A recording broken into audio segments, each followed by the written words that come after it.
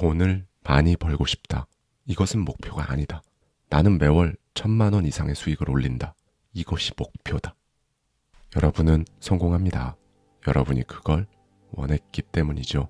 안녕하세요. 하와이 대저택입니다. 누구나 부자가 되길 원합니다. 경제적인 자유를 얻고 자신이 원하는 삶을 살고 싶어 하죠. 그런데 여러분, 정말 부자가 되길 원하시나요? 다시 한번 묻겠습니다. 진짜로 부자가 되길 원하시나요? 많은 사람들이 부자가 되고 싶다고 말합니다. 하지만 정작 부자가 될 사람처럼 그렇게 살지를 않아요. 그냥 돈이 많으면 좋겠다는 생각, 일하지 않고 편하게 살면 행복할 것 같다는 막연한 상상만 하는 거죠. 그런데 여러분, 진짜 부자가 되길 원하셔야 합니다. 그래야 부자가 될 수 있어요. 오늘은요, 캐서린 폰더의 금가루 수업, 이 책 속에 담겨있는 인사이트를 가져와서요, 저자의 시선에 저의 생각까지 더해서 여러분과 함께 생각해보고 싶은 부분들을 말씀드리도록 하겠습니다. 나는 남편을 잃고 어린 아들을 홀로 키워야 했다. 직업도 없었고 돈을 벌 방법조차 몰랐다. 그저 부자가 되는 법을 배울 수만 있다면 뭐든지 할 각오가 되어 있었다. 그러나 현실은 냉혹했다. 우울증, 건강 악화, 외로움, 재정적 파탄, 끊임없는 실패, 손대는 일마다 무너져 내렸다. 온 세상이 적으로 둘러싸인 것만 같았고 삶은 끝없는 나락으로 떨어지는 듯했다. 하지만 포기할 수 없었다. 먹여 살려야 할 가족이 있었기 때문이다. 가족을 위해서라도, 나 자신을 위해서라도 반드시 성공해야만 했다. 그렇게 성공을 위해 모든 방법을 찾아 헤매던 어느 날, 책을 통해 엄청난 진리를 깨닫게 되었다. 모든 것은 생각에서 시작된다는 것을, 내가 품은 생각이 결국 현실이 된다는 그 사실을, 삶이 나를 막 괴롭게 하고 못 살도록 덮쳐오는 것이 아니라 내가 생각하는 방향대로 삶이 흘러간다는 것을 말이다. 그 깨달음이 내 운명을 바꿨다. 나는 더 이상 과거에 얽매이지 않고 내가 원하는 미래를 향해 생각을, 감정을, 행동을 바꾸기 시작했다. 세상에는 부자에 대한 편견이 넘쳐난다. 나 역시 그렇게 생각하며 살았다. 돈을 쫓는 것은 탐욕이고 심지어 가난은 미덕이라는 그릇된 신념을 갖고 있었다. 러셀 코넬은 그에 져서 다이아몬드 밭에서 이렇게 말했다. 당신은 부자가 되어야만 한다. 가난할 권리는 없다. 부자가 되지 않는 것은 불행이며 부자가 될 가능성이 있었음에도 그러지 못했다면 그것은 2배로 불행한 일이다. 부는 단순히 돈이 많다는 뜻이 아니다. 부란 풍족하고 만족스러운 삶을 의미한다. 진정한 부는 평화, 건강, 행복, 자유를 포함한다. 그리고 이 모든 것은 당신이 누려야 할 정당할 권리다. 하지만 많은 사람들은 부자가 되기를 바라면서도 마음 한편에는 죄책감을 품고 있다. 이렇게 돈을 추구하는 것이 과연 옳은 일일까? 나는 강연장에서 수많은 사업가들을 만난다. 그들은 매일 부자가 되기 위해 치열하게 일하면서도 동시에 돈을 욕망하는 것에 대한 죄책감을 느끼고 있었다. 이런 모순된 사고방식이 그들의 성공을 가로막는 걸림돌이 되고 있었던 것이다. 나는 그들에게 단호하게 말했다. 부자가 되는 것은 죄가 아닙니다. 오히려 가난이야말로 죄악입니다. 그렇다. 가난은 결코 미덕이 아니다. 가난은 가장 쉽게 인간의 삶을 파괴한다. 가난은 때때로 범죄를 낳고 꿈을 짓밟으며 삶을 파괴한다. 내가 마주했던 가난은 처참했다. 가난 때문에 똑똑하고 재능 있는 아이들이 꿈도 펼쳐보지 못한 채 비행과 범죄의 길로 빠져들기도 한다. 무엇보다 돈이 없으면 자기 자신에게도 타인에게도 좋은 사람이 될 수 없다. 돈이 없으면 책을 읽고 음악을 듣고 미술을 감상하며 문화를 향유하는 것조차 사치가 되어버린다. 여행할 기회도, 비슷한 관심사를 가진 사람들과 지적 교류를 나눌 기회도 없다. 부자가 되고 싶다면 그 이유를 굳이 설명할 필요도 없다. 부자가 되는 것이 옳기 때문이다. 이제 더 이상 가난을 합리화하지 마라. 당신이 지금 가난하다고 해서 그 상태를 영원히 받아들일 필요는 없다. 나는 부의 법칙을 어렵게 배웠다. 오랜 시간이 걸렸고 수많은 실패의 과정을 겪었다. 그래서 지금 이 부의 법칙을 당신에게 말할 자격이 있다고 생각한다. 앞서 말했듯 과거에 나는 절망적인 삶을 살고 있었다. 전문적인 기술도 없었고 고정적인 소득도 없었으며 재정적인 도움을 받을 가족도 없었다. 한마디로 밑바닥이었다. 그러나 나는 그 절망 속에서 성공과 실패의 본질적인 차이를 깨닫게 되었다. 실패는 단순히 운이 좋고 나쁨이 아니었다. 그것은 실패를 끌어당기는 나의 사고방식의 결과였다. 반대로 생각의 힘을 제대로만 사용하면 건강, 행복, 성공, 그리고 부를 현실로 만들 수 있다는 놀라운 사실도 알게 되었다. 그리고 가장 중요한 깨달음도 얻었다. 부와 건강, 행복은 이미 내 안에 있었다. 그것을 현실로 끌어내기 위해서는 생각, 감정, 기대, 결정을 바꾸기만 하면 내가 믿고 생각하고 행동하는 대로 나의 현실이 만들어진다는 것을 그때서야 깨닫게 된 것이다. 이 단순하면서도 강력한 성공 비결을 실천하자마자 운명의 흐름이 바뀌기 시작했다. 경영대학원에 입학할 기회가 생겼고 유능한 변호사의 비서로 일하게 되었다. 그 변호사는 이후 시장이 되었고 나중에는 국회의원 후보로 출마했으며 결국 자신의 로펌을 확장해 부유한 고객들에게 법률 서비스를 제공하는 말 그대로 거물이 되었다. 나는 그와 함께 일하면서 더 확실한 결론을 내릴 수 있었다.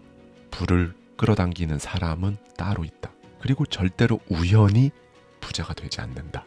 그들은 부의 법칙을 알고 실천하는 사람들이었다. 부의 법칙은 수학, 물리학, 경제학의 법칙처럼 확실하고 실행 가능하다. 종교인들은 심고 거두는 법칙이라 말한다. 과학자들은 작용과 반작용의 법칙이라 설명한다. 경제학자들은 수요와 공급의 원칙이라 부른다. 그리고 철학자 랄프 waldo 에머슨은 이를 보상의 법칙이라 했다. 그는 이 보상의 법칙이야말로 세상에서 가장 강력한 법칙이라고 말했다. 나는 그의 말에 전적으로 동의한다. 그리고 이렇게 정의한다. 당신이 외부로 발산하는 모든 것, 즉 생각, 감정, 말, 행동이 결국 당신의 삶에 다시 끌려온다. 단순히 바라는 것만으로는 부족하다. 불을 끌어당기려면 먼저 발산해야 한다. 뿌리지 않으면 결코 거둘 수 없다. 그러나 대부분의 사람들은 이 기본 법칙을 알지 못한다. 그들은 거두려면 먼저 심어야 한다는 사실을 이해하지 못한다. 그래서 계속 가난 속에 머물게 된다. 나는 빈곤 지역을 방문하면서 이 진실을 더욱 확신하게 되었다. 그곳의 사람들은 무상 지원만을 원했다. 무언가를 먼저 나누거나 씨를 뿌리는 일에는 전혀 관심이 없었다. 무엇보다 그들은 공짜로 부를 얻을 수 있다고 믿었다. 그러나 그것은 불가능한 일이다. 그래서 안타깝게도 그들은 여전히 가난 속에 머물러 있을 수밖에 없다. 부를 원한다면 법칙을 따라야 한다. 부의 법칙은 정말 명확하다. 부를 얻으려면 부를 향한 사고방식과 행동을 반드시 실천해야 한다. 부는 자신이 가질 만한 가치가 있다고 믿는 사람에게 간다. 그리고 가난은 가난을 당연하게 여기는 사람을 따른다. 만약 당신이 오랫동안 경제적 결핍 속에서 살았다면 그것은 당신이 가난한 사고방식을 가지고 있기 때문이다.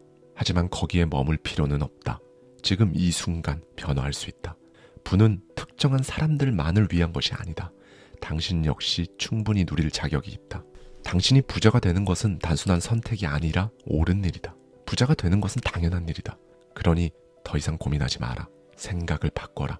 부를 발산하라. 그러면 당신의 삶은 완전히 달라질 것이다.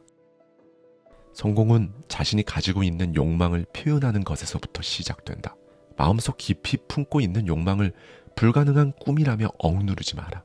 대신 그것을 표출해야 한다. 가장 쉬운 첫걸음은 적는 것이다. 종이에 쓰는 행위는 단순한 기록이 아니다. 당신의 욕망을 명확하게 하고 무의식 깊이 새겨 넣는 강력한 도구다. 뇌는 명확한 목표를 가질 때만 확실한 결과를 만들어낸다. 그렇기에 더 잘 살고 싶다는 막연한 바람만으로는 아무것도 변하지 않는다. 당신이 꿈꾸는 삶이 구체적으로 어떤 모습인지, 얼마만큼의 돈이 필요한지, 언제까지 이루고 싶은지 이 모든 것을 정확히 정의해야 한다. 많은 사람들은 자신의 욕망을 기록하는 걸 두려워한다. 이기적으로 보이진 않을까? 너무 세속적인 생각은 아닌가? 고민하고 또 망설인다. 하지만 이건 잘못된 생각이다. 욕망은 신이 당신에게 더 큰 선물을 주기 위해 보내는 신호다. 만약 욕망을 억누르면 어떻게 될까? 그 욕망은 창조적인 에너지를 찾지 못하고 스트레스, 무기력, 불안으로 변질된다. 심지어 알코올 의존, 정신질환, 중독과 같은 파괴적인 에너지로 표출되기도 한다. 그러니 욕망을 숨겨선 안 된다. 오히려 정면으로 바라보고 그것을 현실로 만들 준비를 해야 한다. 불황 속에서도 불을 끌어당긴 사람들은 언제나 기록의 힘을 믿었다. 그들은 6개월 뒤, 한 달 뒤, 그리고 매주 이루고 싶은 목표를 구체적으로 적었다.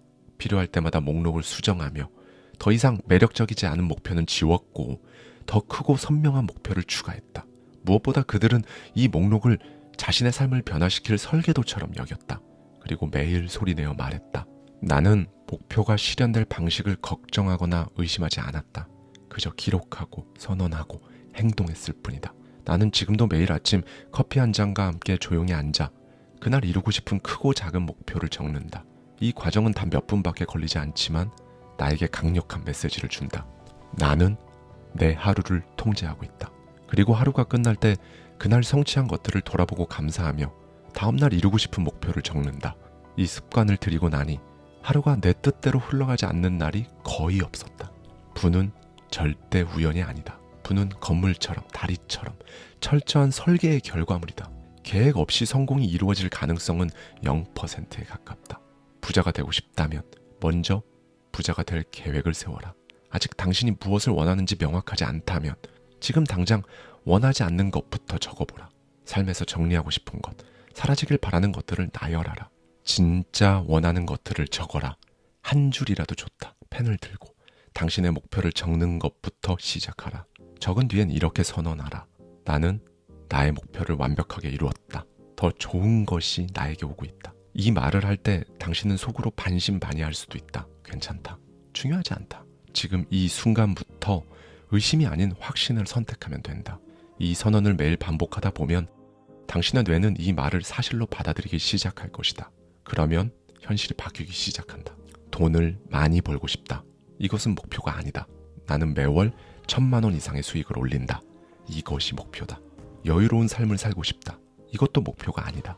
나는 매년 2번 이상 내가 원하는 시기에 해외여행을 떠난다. 이것이 목표다. 건강해지고 싶다. 이건 역시 목표가 아니다. 나는 매주 4번 이상 운동하고 체지방률을 15%로 만든다. 이것이 진정한 목표다. 그렇다. 목표는 구체적이고 측정 가능하며 시한이 정해져 있어야 한다. 그러나 많은 사람들은 여전히 망설인다. 정말 될까? 어떤 방식으로 가능할까? 나 같은 사람이 할 수 있을까? 이런 의심과 질문은 전부 쓸데없는 잡음이다. 당신이 지금 해야 할 일은 방법을 고민하는 것이 아니라 목표가 이미 이루어진 것처럼 확신하는 것이다. 당신의 목표를 적고 그것을 이미 현실이 된 것처럼 그렇게 행동하기 시작하면 세상은 놀라운 방식으로 움직인다. 기회가 보이고 필요한 사람을 만나고 예상치 못한 방법이 눈앞에 펼쳐진다. 어떤 목표든 상관없다. 돈, 건강, 인간관계, 성공, 자유. 단 하나라도 좋다. 지금 당장 당신이 간절히 원하는 것을 구체적으로 적어라. 성공한 사람들과 그렇지 않은 사람의 차이는 단순하다. 성공한 사람들은 일단 움직였고 실패한 사람들은 끝까지 고민만 한다. 펜을 들고 적어라. 그리고 즉시 행동하라. 세상은 당신이 부자가 되길 기다리고 있다. 부자들의 성공과 삶을 연구하다 보면 한 가지 공통점을 발견할 수 있다. 그들은 돈을 긍정적으로 받아들인다. 반면 돈이 부족한 사람들은 돈을 탐욕스럽거나 부정적인 것으로 여긴다. 이 사실을 반드시 기억하라. 돈을 바라보는 태도가 곧 부를 끌어당기는 힘을 결정한다. 나는 한 행사에서 연사로 초청받은 적이 있었다. 그 자리는 병원의 새 병동을 짓기 위해 기부금을 모금하는 자리였다. 행사 관계자는 단상에 올라 이렇게 말했다. 중요한 것은 돈이 아닙니다. 정말 중요한 것은 새 병동을 위한 회원분들의 사랑과 관심입니다. 그 말을 듣는 순간 나는 속으로 생각했다. 돈이 중요하지 않다면 우리는 여기 왜 있는 거지? 물론 사랑과 관심도 중요하다. 하지만 병동을 짓기 위해서는 결국 돈이 필요하다. 기부금을 모으는 자리에서 돈이 중요하지 않다고 말하는 것은 돈에 대한 모순된 생각을 가지고 있다는 뜻이다. 이런 모순적인 사고방식은 그가 어릴 때부터 돈을 탐욕의 상징으로 여기며 자랐기 때문일 것이다. 그리고 대부분의 사람들이 비슷한 사고방식을 가지고 있다. 많은 사람들은 이렇게 말한다. 돈이 없어도 행복할 수 있어. 부자가 되면 오히려 걱정이 많아져. 돈만 쫓으면 결국 불행해질 거야. 돈은 중요하지 않아.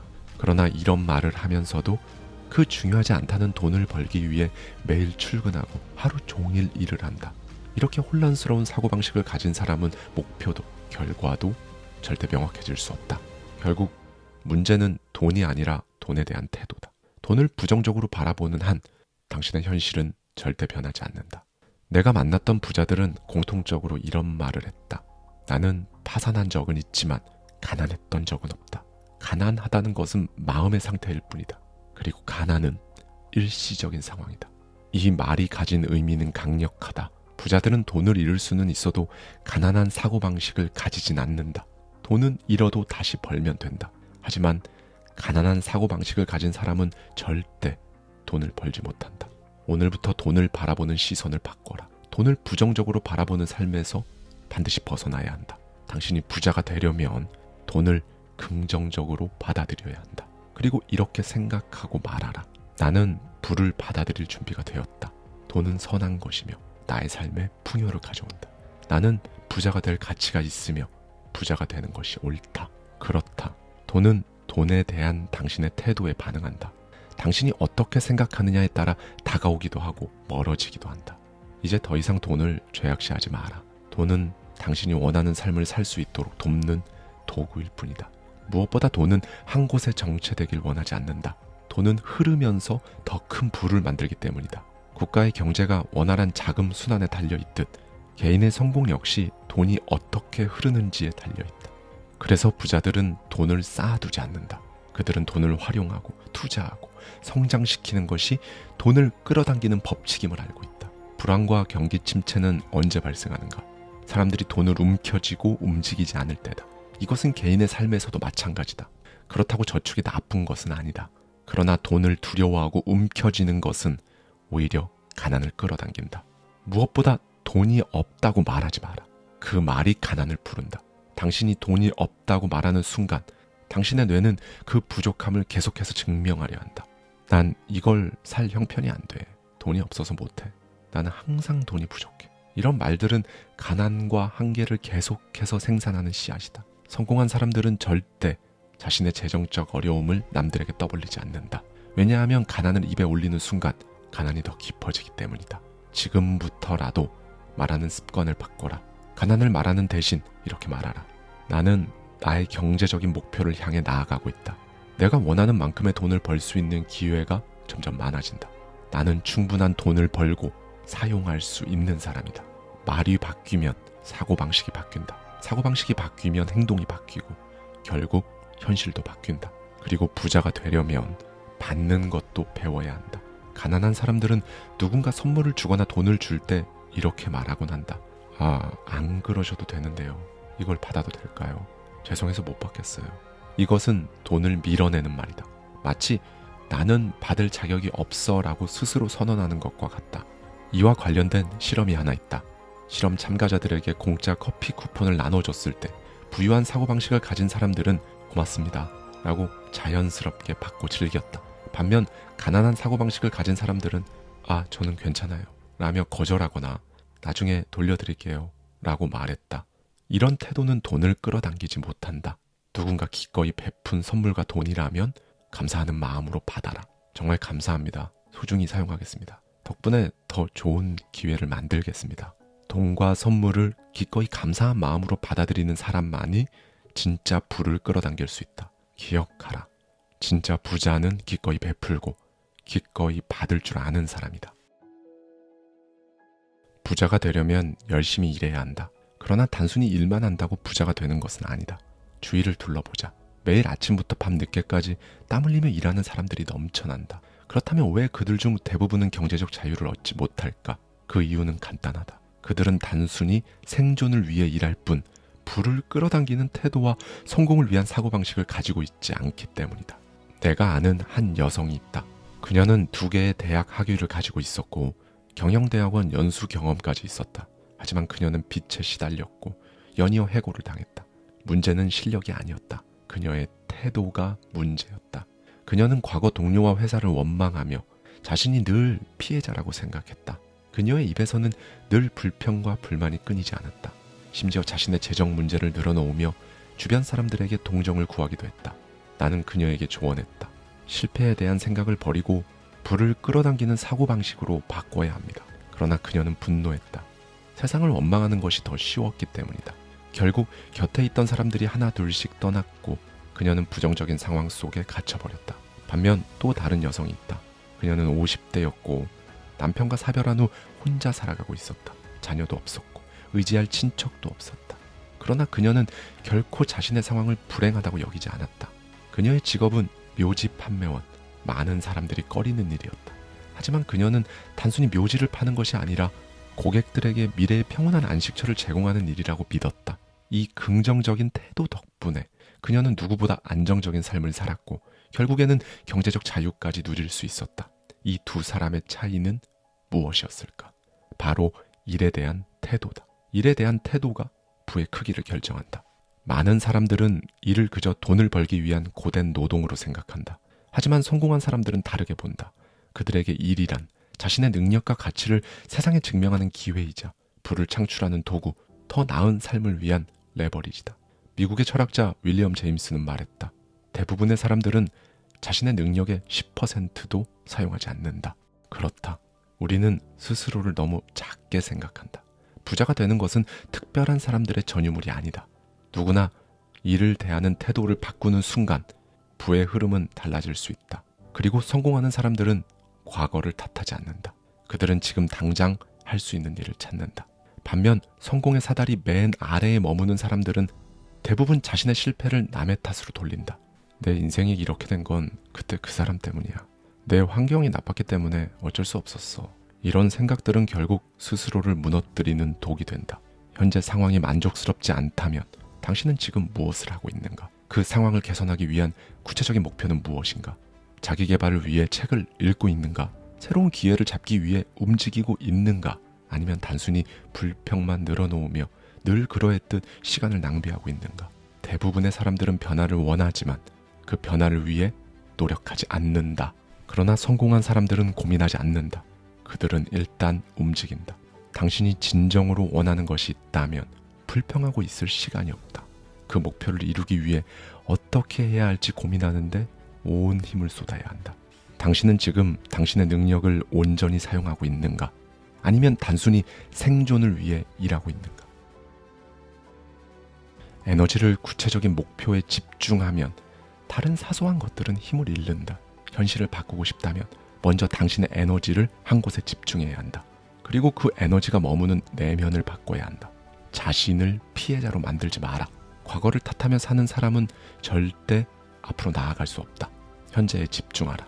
당신이 할 수 있는 일은 무엇인가? 작은 행동이라도 좋으니 지금 당장 시작하라. 성공을 떠올려라. 당신이 성공한 모습을 명확히 그려보라. 그 이미지가 당신을 성공으로 이끌 것이다. 성공한 사람들과 어울려라. 부자가 되고 싶다면 부자들이 가는 곳에 가라. 부자처럼 사고하고 행동하라. 풍요로운 환경을 경험하라. 고급 호텔에 가서 커피 한 잔을 마셔보라. 부자들이 다니는 곳에서 시간을 보내보라. 그리고 그곳에서 이렇게 느껴라. 이곳이 나의 삶의 일부가 된다. 당신이 풍요로운 환경을 경험하면 당신의 뇌는 그곳이 당연한 곳이라고 믿기 시작한다. 그리고 그 믿음이 당신을 부자로 만든다.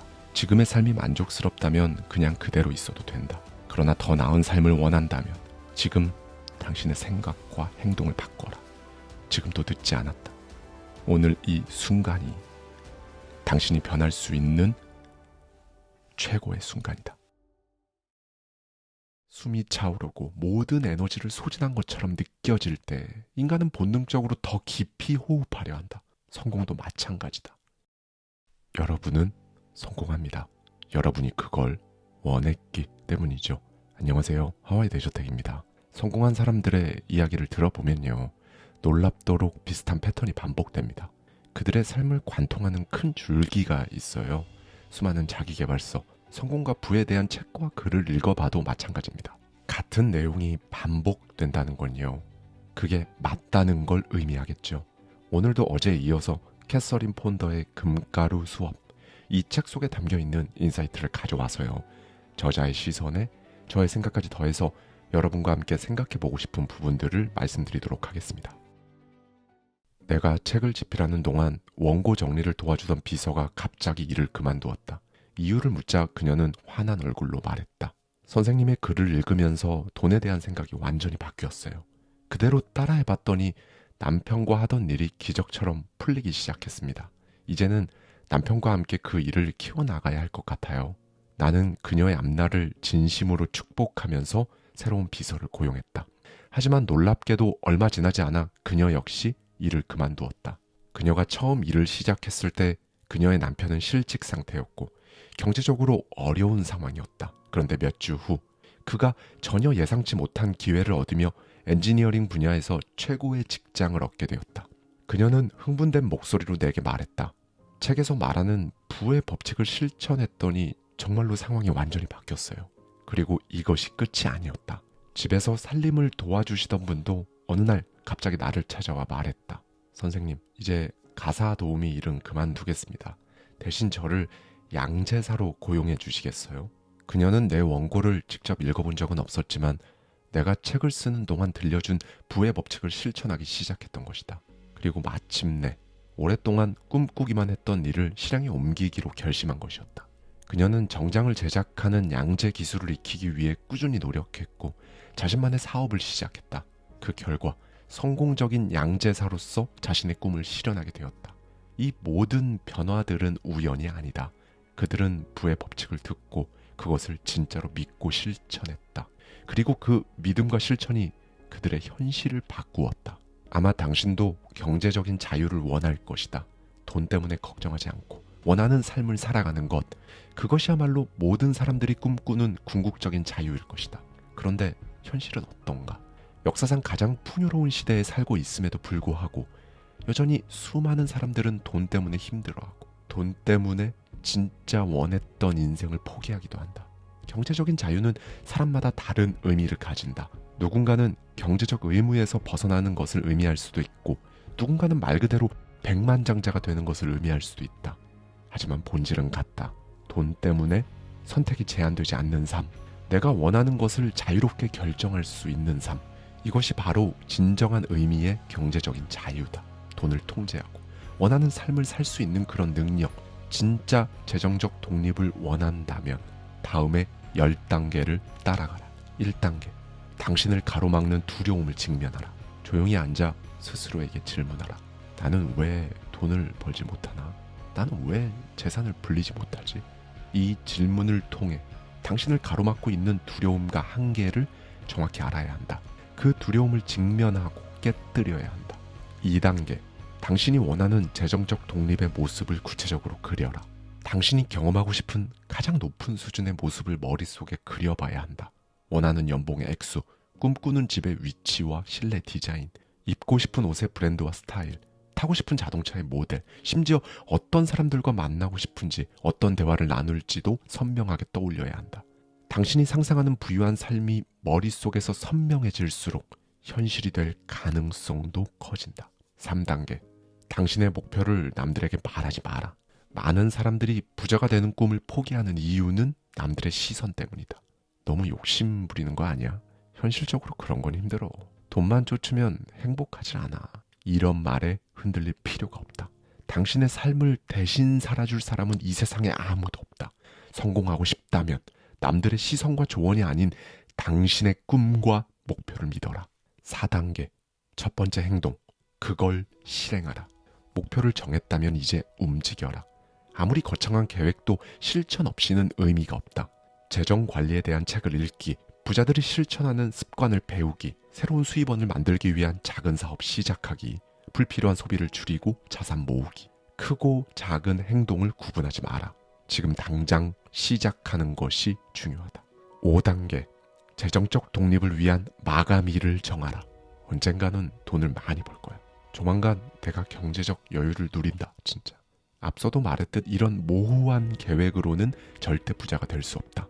마감일을 정해야 한다. 6개월 안에 1,000만 원 모으기, 1년 안에 월 소득 2배 늘리기, 2년 안에 특정 사업에서 수익 창출하기. 이렇게 목표의 마감일을 설정하는 순간 당신의 행동은 더욱 집중력을 갖게 된다. 6단계, 절대 조급해하지 마라. 왜 아직도 목표가 이루어지지 못했지? 왜 아직 나는 부자가 안 됐지?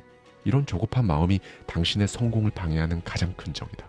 당신이 부정적인 감정에 휩싸이면 그 에너지가 오히려 부정적인 결과를 끌어당긴다.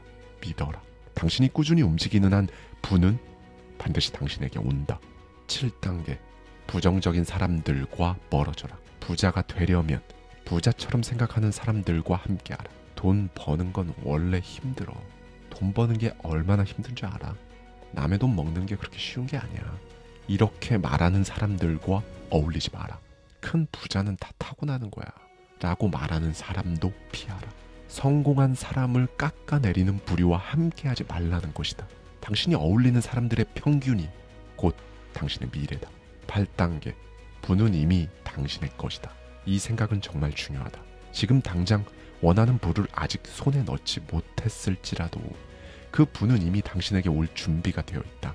부자가 된다는 건 먼 미래의 일이 아니다. 지금부터 마음속에서 부자가 될 준비가 되어야 현실에서도 그것이 이루어진다. 나 역시 그 확신을 가진 순간부터 부의 크기가 완전히 달라졌다. 9단계, 부를 향한 행동을 멈추지 마라. 한 번의 시도로 포기하는 사람은 절대 성공할 수 없다. 당신이 원하는 부를 얻을 때까지 끊임없이 배우고 계속해서 행동하고 절대로 포기하지 마라. 부자가 된 사람들은 운이 좋아서가 아니라 끝까지 포기하지 않았기 때문이다. 포기하지 않으면 당신은 반드시 부자가 된다. 10단계, 부는 이미 존재한다. 세상에 돈이 부족한 것이 아니다. 부자가 될 기회는 무한히 존재한다. 그것을 발견할 수 있느냐 없느냐는 당신의 선택의 문제다. 그렇다. 돈을 벌 기회는 어디에나 있다. 경제적 자유를 이룰 방법은 무한히 많다. 다만 그것을 바라볼 수 있는 시각이 필요하다. 지금부터 당신이 원하는 부를 떠올려라. 그 꿈을 매일 반복해서 생각하고 그 꿈을 위해 움직여라. 그 순간 부는 당신을 향해 움직이기 시작할 것이다. 자, 지금부터는 매력에 관해 이야기를 해보고자 한다. 매력은 부를 끌어당기는 강력한 힘이 있다. 매력과 부, 겉보기엔 전혀 상관없어 보이지만 사실 이 둘은 뗄래야 뗄 수 없는 관계다. 사전적으로 매력은 사람을 매혹하거나 기쁘게 하거나 즐겁게 하는 능력이라고 정의된다. 하지만 이것은 매력의 일부일 뿐 본질을 완전히 설명하지는 못한다. 셰익스피어는 맥베스에서 매력적인 삶이란 위험으로부터 보호받는 삶이라고 말했다. 랄프 waldo 에머슨 역시 위대한 사람은 위대한 사건을 끌어당기는 비밀스러운 힘을 발산한다 라고 했다. 이 말들이 바로 매력의 본질을 설명한다. 하지만 나는 매력을 조화라는 단어로 설명하곤 한다. 조화란 몸과 마음, 인간관계, 환경이 균형을 이루는 상태를 의미한다. 나는 확신한다. 조화로운 사람은 반드시 부자가 된다. 왜냐하면 이 조화는 부와 성공을 끌어당기는 가장 기본적인 요소이기 때문이다. 반대로 부조화는 성공을 밀어내고 기회를 흩어지게 만든다. 당신이 알고 있는 부자들을 떠올려보자. 그들은 매력적인 사람들이다. 외모의 문제가 아니다. 그들의 태도, 말투, 에너지, 사고방식 자체가 매력적이기 때문이다. 성공한 사람들 역시 매력적인 사람을 원한다. 기업과 투자자, 고객, 파트너, 그리고 사회는 내면과 외면이 조화를 이루는 사람을 자연스럽게 신뢰하고 따른다. 이건 어느 사회고 예외가 없다. 무엇보다 매력은 모든 사람의 본능적인 욕구다. 매력에 대한 갈망은 특정 연령대나 성별에 국한되지 않는다. 어린아이부터 노년층까지 누구나 매력을 원한다. 그리고 중요한 것은 매력은 타고나는 것이 아니라 후천적으로 개발할 수 있다는 사실이다. 많은 사람들은 매력을 선천적인 요소로 오해한다. 하지만 그렇지 않다. 매력은 누구에게나 내재된 능력이며 개발하기만 하면 된다. 매력적인 사람은 어려움 속에서도 자신감을 잃지 않는다. 그들은 역경을 넘어서게 만드는 강력한 힘을 가지고 있다. 연구에 따르면 인간은 돈만큼이나 인정받고 싶어하고 존중받고 싶어하며 친절과 배려를 원한다. 한 사업가를 만난 적이 있다. 그는 만날 때마다 자신이 얼마나 많은 돈을 버는지, 집과 자동차는 어떠한지 사적인 이야기까지 거침없이 늘어놓았다. 그리고 대화는 언제나 주변 사람들의 험담으로 끝을 맺었다. 그의 말이 길어질수록 사람들은 점점 흥미를 잃었다. 결국 그는 스스로 자신의 매력을 깎아내렸고 사람들은 점점 그를 피하기 시작했다. 그렇다. 진짜 매력적인 사람들은 큰 소리로 자신을 내세울 필요가 없다. 억지로 감정을 과장하지도 않는다. 그들은 늘 차분하고 한 번에 한 가지 일에 집중할 뿐이다. 매력이 자산이다. 이 사실을 기억하라. 매력적인 사람에게 더 많은 기회가 찾아온다. 매력적인 사람은 돈을 끌어당긴다. 반면 매력이 없으면 기회도, 사람도, 돈도 당신을 비켜갈 것이다. 세상은 매력적인 사람을 돕고 싶어한다. 기회를 주고 싶어하고 함께하고 싶어한다. 이것이 바로 성공의 시작점이다. 오늘날 우리는 신용의 시대에 살고 있다. 할부는 기본이고 대출은 흔하며 빚은 마치 삶의 일부처럼 여겨진다. 그러나 중요한 건 빚을 어떻게 다루느냐다. 신용을 현명하게 사용하면 부를 쌓을 수 있는 강력한 자산이 된다. 반면 무분별하게 사용하면 당신을 벼랑 끝으로 몰아넣는 위험한 독이 되기도 한다. 대부분의 사람들은 당장 필요한 물건을 사기 위해 쉽게 빚을 지고 난다. 하지만 신용을 제대로 관리하지 못하면 빚을 갚기 위해 또 다른 빚을 내야 하는 악순환에 빠지게 된다. 빚을 두려워하고 원망하는 순간 그것은 당신의 발목을 붙잡는다. 두려움은 돈의 흐름을 막고 원망은 새로운 기회를 가로막는다. 빚에서 자유로워지고 싶은가?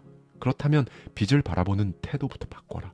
빚에서 벗어나고 싶다면 이 세 가지를 반드시 기억하라. 첫 번째, 당신이 만약 빚을 졌다면 절대 걱정부터 하지 마라. 많은 사람들은 빚을 지는 순간 두려움에 사로잡힌다. 이 빚을 언제 갚지? 언제쯤 이 빚들로부터 해방될 수 있을까? 이런 고민이 당신 머릿속을 맴돌며 불안과 초조한 에너지를 증폭시킨다. 그 대신 나는 이 돈을 현명하게 활용해서 더 큰 부를 창출할 것이다 라고 생각하라. 두 번째, 빚을 족쇄가 아닌 도구로 사용하라. 절대로 소비를 위해 빚을 지지 마라. 부자들은 소비를 위해 빚을 지지 않는다. 돈을 불릴 수 있는 자산을 만들기 위해서만 빚을 활용하라. 세 번째, 두려움과 원망을 버려라. 돈은 에너지다. 돈을 부정적인 감정으로 바라볼수록 그 에너지는 점점 더 부정적으로 변한다. 한때 잘 나가던 한 사업가가 있었다. 하지만 어느 순간부터 매출이 줄어들었고 연체된 채권이 쌓이면서 그는 빚더미에 앉게 되었다. 그는 세상을 비판하기 시작했다. 사업이 어렵다고 불평했고 고객을 원망하며 자신의 불운을 탓했다. 그럼 그에게 나는 이렇게 말했다. 당신이 세상을 비판하는 한 세상도 당신에게 불을 주지 않을 겁니다. 그는 자신의 생각을 바꾸기로 결심했다. 그가 가장 먼저 한 일은 연체된 고객들에게 기존의 거래 명세서와 함께 따뜻한 안부 편지를 보낸 것이었다. 그런데 나조차 놀랄 만큼 엄청난 일이 벌어졌다.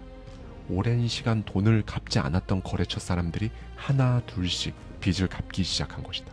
어떤 거래처는 수년 동안 연체했던 금액을 한꺼번에 보내왔다는 것이다. 이것이 단순한 우연일까? 아니다. 그가 부정적인 감정을 내려놓고 긍정적인 에너지를 발산하자 그 에너지가 불을 끌어당기기 시작한 것이다. 많은 사람들은 빚을 두려움의 상징으로 여긴다. 하지만 빚은 곧 신뢰의 증거이기도 하다. 누군가가 당신에게 돈을 빌려줬다는 것은 당신을 믿고 재정적 신뢰를 보냈다는 뜻이다. 반대로 누군가가 당신에게 빚을 졌다면 당신이 그들에게 신뢰를 보냈기 때문이다. 빚이 부정적인 것만은 아니다. 신뢰는 강력한 힘을 가진다. 금융 시스템이 돌아가는 원리도 마찬가지다. 신뢰가 있어야 돈이 흐르고 신뢰가 있어야 부가 형성된다. 물론 빚의 액수가 커지면 당연히 두려울 수밖에 없다. 그러나 빠져나올 방법은 반드시 존재한다. 가장 큰 장벽은 두려움과 절망이다. 이 두 가지를 극복하는 순간 재정적 자유는 반드시 당신의 것이 된다. 또 다른 사업가가 있었다. 그는 교통사고로 1년 동안 치료를 받아야 했고 그 사이 그의 사업은 엉망이 되었다. 재정적 압박에 시달리던 그는 절박한 마음으로 대출을 시도했지만 은행은 더 이상 그에게 돈을 빌려주지 않았다. 그의 머릿속에는 한 가지 생각만 가득했다. 내가 그 사고만 당하지 않았더라면 이런 일은 없었을 텐데. 그는 과거에 갇혀 있었다. 끊임없이 후회하고 불평하며 절망했다. 그러나 절망은 결코 해결책을 주지 않는다. 나는 그에게 이 말을 반복하라고 했다. 내 사업을 회복시켜 주셔서 감사합니다. 모든 관계자들이 제대로 일을 하고 있으며 완벽한 결과가 지금 나타나고 있습니다. 재정적인 부분이 전부 다 좋아서 너무 감사합니다. 그는 처음에는 이 말을 믿지 못했다. 몇 주가 지나도록 아무 변화도 없었기 때문이다. 하지만 그는 너무나도 절박했기에 끝까지 믿고 계속 반복했다. 그러던 어느 날 그는 가족 모임에서 예상치 못한 대화를 나누게 된다. 수년 전 세상을 떠난 형의 아내 형수가 그를 불러 말했다. 남편이 당신의 사업을 처음 인수할 때 계약금을 과다 청구한 것 같아요. 이제 남편도 없고 그 건물을 계속 보유할 이유도 없어요. 감정평가를 해보니 건물을 팔면 꽤나 받을 수 있겠더라고요. 그런데 당신에게 반값에 그냥 넘기고 싶습니다. 그는 깜짝 놀랐다. 그 건물만 있으면 담보로 대출을 받을 수 있었기 때문이다. 결국 그는 형수의 제안대로 건물을 매입했고 이를 담보로 대출을 받아 모든 빚을 청산하는 데 성공했다. 이뿐만이 아니다. 사업을 정상적으로 운영할 현금까지 확보하게 되었다. 그가 빚에서 빠져나올 수 있었던 단 하나의 이유. 그는 두려움과 절망을 버리기로 결심했고 과거를 탓하는 대신 새로운 미래를 만들어가는 태도를 선택했기 때문이다. 그는 빚을 원망하지 않았다. 그는 과거를 탓하지 않았다. 그리고 재정적 회복을 믿었다. 긍정적 확언을 반복했다. 그리고 결국 그의 믿음은 현실이 되었다. 빚을 지는 것은 고통스러울 수 있다. 그러나 때때로 그것은 더 큰 기회를 맞이하기 직전 신호이기도 하다. 많은 사람들이 재정적 어려움을 겪는 이유는 자신의 능력을 과소평가했기 때문이다. 그들은 스스로를 평범한 사람이라 규정하고 자신이 가진 재능과 가능성을 활용하지 않는다. 그러면서도 부를 원하고 성공을 꿈꾼다. 하지만 현실은 단순하다. 더 큰 부를 원한다면 더 큰 능력을 개발해야 한다. 빚의 노예로 살 것인가? 아니면 빚을 활용해 자유를 얻을 것인가? 지금 당신이 빚에 시달리고 있다고 절대로 절망하지 마라. 모든 문제에는 반드시 해결책이 있다. 세상의 어떤 것도 끈기를 대신할 수 없다. 재능도 학벌도 가문도 돈도 끈기의 힘을 이길 수 없다. 계속하라. 이 말은 과거에도 지금도 그리고 앞으로도 수많은 문제를 해결하는 열쇠가 될 것이다. 한 청년이 있었다. 그는 뛰어난 재능과 매력을 가졌지만 하는 일마다 잘 풀리질 않았다. 그럼에도 불구하고 그는 포기하지 않았다. 아직 내 자리가 나타나지 않았을 뿐이다. 그는 그렇게 믿었다. 그리고 결국 그 믿음이 그의 인생을 바꿨다. 그는 해군에 입대하기로 결심했다. 많은 사람들이 그를 말렸다. 너처럼 능력 있는 사람이 왜 군대를 가려고 해? 그러나 그는 흔들리지 않았다. 그는 해군에서 남다른 능력을 인정받았다. 수차례 진급을 거듭하며 중요한 임무까지 맡게 되었다. 그가 다른 사람들의 말에 흔들려 계속 나아가지 못했다면 어땠을까? 실패가 몇 번씩 계속 반복됐을 때 그때 주저앉았다면 어떻게 됐을까? 끈기가 무엇이냐고? 끈기는 실패, 이걸 끝이 아니라 과정으로 받아들이는 힘이다. 성공한 사람들을 보라. 그들은 실패를 두려워하지 않는다. 실패를 그냥 성공의 일부로 받아들인다. 그렇기 때문에 성공할 수밖에 없다. 이 길이 막혔다면 다른 길을 찾으면 돼. 이 방법이 아니면 더 나은 방법을 찾으면 돼. 끈기는 과감하다. 끈기는 대담하다. 끈기는 두려움 없이 원하는 것을 추구한다. 끈기는 목표를 이루기 전까지 멈추지 않는 힘이다. 많은 사람들이 성공을 원한다고 말한다. 부자가 되고 싶다고 말한다. 하지만 대부분은 끝까지 밀어붙이지 못한다. 끈기를 갖고 나아가지 못하기 때문이다. 일시적인 노력은 아무 의미가 없다. 어려움이 닥쳤을 때 가볍게 시도해보는 정도로는 결코 성공할 수도 부자가 될 수도 없다. 어려운 문제에 소극적으로 접근하는 건 무딘 칼날로 단단한 땅을 갈아보려고 애쓰는 것과 같다. 미국의 철학자 윌리엄 제임스는 이렇게 말했다. 한계를 넘어서 계속 달리면 갑자기 새로운 힘이 솟구치며 두 번째 바람을 맞이하게 된다. 숨이 차오르고 모든 에너지를 소진한 것처럼 느껴질 때 인간은 본능적으로 더 깊이 호흡하려 한다. 성공도 마찬가지다. 처음에는 너무 지쳐 포기하고 싶을 것이다. 하지만 그냥 계속하다 보면 어느 순간 완전히 새로운 에너지가 솟아난다. 이 과정이 반복되면 세 번째 바람, 네 번째 바람도 경험하게 된다. 그리고 그 힘은 결국 성공을 만들어내는 결정적인 원동력이 된다. 긴급한 상황에서 갑자기 솟구치는 힘, 절체절명의 순간에 발휘되는 놀라운 집중력. 사실 이 모든 것은 포기하지 않는 사람만이 경험할 수 있는 두 번째 바람이다. 낙담과 절망에 빠져 더 이상 나갈 힘이 없다고 느껴지는가? 그럴 때면 이 사람들을 떠올려보자. 이탈리아의 지휘자 토스카니니는 악보를 볼 수 없을 정도로 심각한 근시였지만 20세기 최고의 지휘자로 평가받는다. 신라권의 저자 밀턴은 시각장애를 가졌지만 불멸의 문학을 남겼다. 루스벨트는 소아마비로 두 다리를 못 쓰고 휠체어를 타야 했지만 미국의 대통령이 되었다. 윈스턴 처칠은 언어장애가 있었지만 역사상 최고의 명연설가로 불린다. 베토벤은 청력을 잃었지만 위대한 교향곡을 작곡했다. 도스토옙스키는 간지를 앓았지만 작품 백치를 통해 자신의 아픔을 승화해내며 세계적인 대문호가 되었다. 이들은 불리한 조건 속에서도 포기하지 않고 그냥 계속 끝까지 갔다. 그리고 결국 역사에 남을 위대한 업적을 남겼다. 지금 당신이 처한 환경이 어려운가? 계속하면 된다. 방법을 찾으면 된다. 포기하지 않으면 된다. 목표를 향해 나아가고 싶은데 어디서부터 시작해야 할지 막막한가? 지금 당장 할 수 있는 일이 보이지 않는가? 그렇다고 방황하며 시간을 흘려보내지 마라. 손 놓고 가만히 있는 순간 당신의 꿈은 점점 멀어진다. 그냥 지금 할 수 있는 아주 작은 일부터 시작하라. 그것이 비록 사소해 보일지라도 그 한 걸음이 결국 거대한 변화를 만든다. 한 걸음을 내디디면 그 다음 걸음이 보인다. 그 다음 걸음이 보이면 더 큰 기회가 찾아온다. 기억하라. 하나씩 하나씩.